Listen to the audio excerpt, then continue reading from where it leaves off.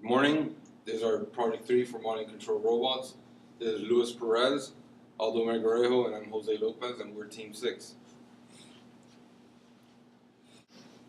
Automation is nearly used for every single aspect today for making automobiles, including painting. It is very efficient to use automation for painting vehicles because of the precision and quality and the repetition that you could achieve with the process. It speeds up the process, and it's also safer for people because a lot of these environments are having flammable vapors or toxic vapors, and you don't want people to be around that.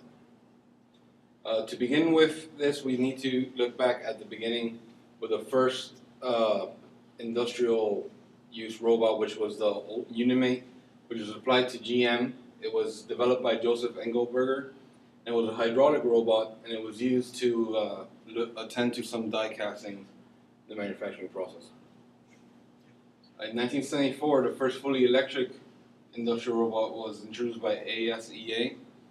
It was called the IR6, and it was unique not only for its drive system, but it also used a microprocessor for its control, and the 6 comes from its 6-kilogram capacity. In 1966, Ole Molov develops the first painting robot. It was developed for a company called Tralfa. This company was an agricultural engineering company, and he developed it to be able to paint these wagons. It was so successful that the company then decided to make these machines and sell them to other companies, and they called it the TR2000. And the first one was sold to a Swedish company shortly afterwards.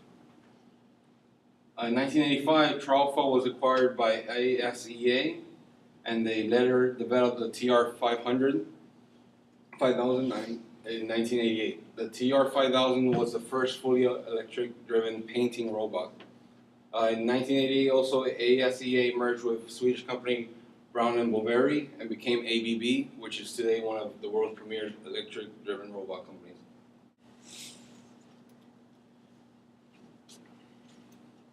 All right, when dealing with the current trends, Kawasaki for a long time has been a leader in industrial robot design. And in the year 2000, they acquired the Kobelco robotics division from Kobe Steel, which added automotive painting robots to their resume of robot designs. Here in this illustration, we see a complete Kawasaki automotive painting system. As noticed, there are 6 robots that work in unison to paint a vehicle. The vehicle enters the chamber, and the 6 robots use their robotic arms to paint the vehicle all at once. The robots are normally 6 dimensions, 6-axis robots, so they can get in all the cracks and inside the door jambs of the vehicles. For current trends, one of the problems that this industry faces are occasionally automotive painting robots have the tendency to explode. These explosions happen due to the highly flammable vapor of the automotive paint and the electronic controllers within the robot. In 2003, Kawasaki introduced 5 explosion-proof robots. These explosion-proof robots are beneficial due to the fact that an exploding robot can cause significant monetary damage to the equipment and to the actual vehicles they are painting. Kawasaki currently employs 7 different K-series robots for painting, and the one illustrated here is the K192. The performance for these automated robots is that the ability to have high precision and high accuracy in the manufacturing process at all times while they're painting the vehicle. And this improves quality control and overall quality of the paint. And as this video shows here, unlike all those 6 robotic arms moving in unison, this one has a much smaller car, therefore is only 4 robotic arms. The vehicle here, as you can tell, is moving through an assembly line, and the robotic arms are behaving and reacting to it accordingly. These are programmed so that they would work through the required workspace and move accordingly. As you can tell, they started in the front of the hood and started to move with an even spread so that the entire car could have an even coat and the proper coat. Then they move to then the 2 robotic arms from the side start to do the sides of the car, while the 2 front ones start to do the roof of the car. This ensures that the car has an even spread at all times and an even coat. On the development point of view, technologies keep advancing with electric-driven robots, more automotive painting robots will be developed to be more efficient and much more safer.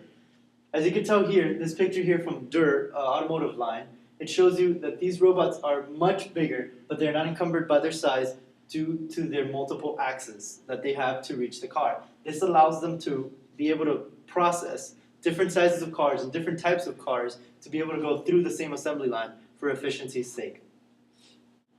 For our team designs, we decided to go with a 3R, 3-degree freedom, 2-dimensional robot.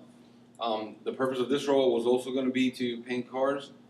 It would be able to perhaps do flat surfaces such as a door, perhaps a roof.